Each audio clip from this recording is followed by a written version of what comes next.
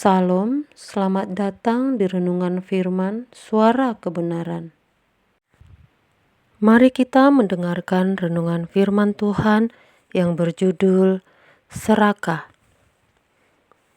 Tuhan tidak berkenan atas orang-orang yang serakah, orang-orang yang maunya selalu banyak, limpah, yang tidak puas dengan jumlah sedikit. Tuhan pasti tidak berkenan. Orang-orang serakah pasti masuk neraka. Pada umumnya, manusia di dunia ini memiliki gairah itu. Sejak masa kanak-kanak, memasuki masa pra-remaja, memasuki masa remaja, pemuda, dan seterusnya, sampai tua. Biasanya orang serakah mau punya banyak, lebih dari yang lain.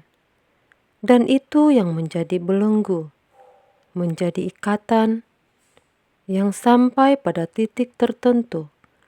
Orang tidak bisa tidak serakah. Uang mau banyak, harta mau berlimpah, pangkat mau setinggi-tingginya, kekuasaan mau seluas-luasnya. Dan hal itu membelenggu manusia menjadi rantai setan yang menariknya masuk ke dalam api kekal. Pertanyaannya, bagaimana kita bisa terhindar dari keserakahan ini? Maka kita serakah untuk hal yang lain. Kita tidak serakah untuk perkara-perkara dunia, tidak serakah untuk hal-hal materi, kekayaan, pangkat, gelar, kekuasaan, yaitu kita mau serakah dalam hal keberkenanan kepada Tuhan. Bagaimana kita bisa mencapai puncak setinggi-tingginya dalam hal berkenan kepada Tuhan? Bagaimana kita bisa menjadi manusia yang sebanyak-banyaknya menyerap berkat rohani yang membuat kita sempurna seperti Bapa, memiliki kecerdasan rohani yang di dalam segala hal yang kita lakukan presisi, tepat seperti yang Allah kehendaki. Kita tidak mau sedikit dan kita tidak mau menunda lama-lama. Kita mau secepat-cepatnya dan sebanyak-banyaknya menyerap berkat rohani dari Tuhan dan menjadi orang-orang yang benar-benar berkenan kepada Tuhan. Dengan demikian, kita tidak akan mengingini dunia, apalagi menjadi serakah untuk hal-hal materi, serakah untuk hal-hal duniawi. Kita bisa membakar hati kita. Bagaimana kita bisa mencapai puncak kesucian di hadapan Allah, puncak keberkenanan di hadapan Allah? Kita bisa membakar diri kita. Bagaimana kita menjadi orang-orang yang berkenan di antara manusia sekitar kita, berkenan di hadapan Allah. Inilah yang dimaksud Alkitab dalam Ibrani 12 ayat 1. Perlombaan yang wajib. Orang berlomba bagaimana menjadi orang paling kaya, punya harta sebanyak-banyaknya, kehormatan sebanyak-banyaknya, pangkat setinggi-tingginya, kekuasaan seluas-luasnya, tapi kita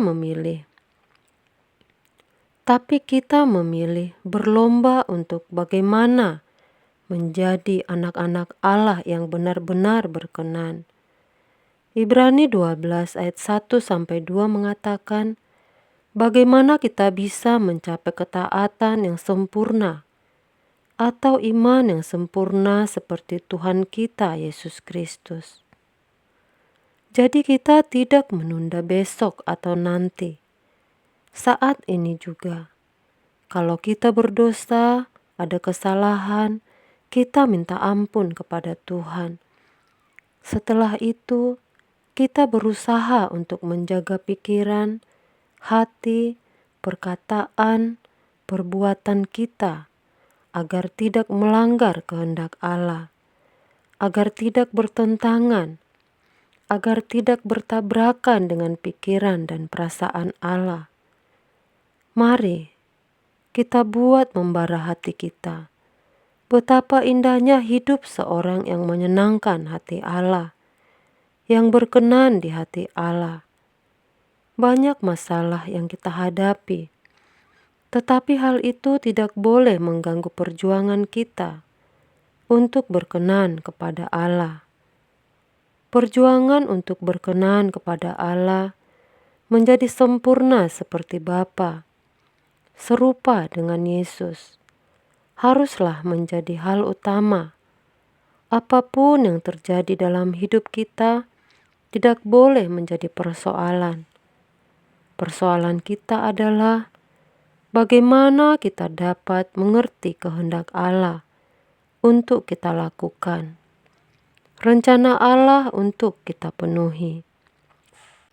Banyak orang Kristen tidak diberkati sebab Tuhan tahu kalau mereka mendapat berkat jasmani melimpah, mereka jadi tambah serakah. Mereka menjadikan kekayaan sebagai berhala, sehingga orang-orang seperti ini tidak bisa dipercayai Allah.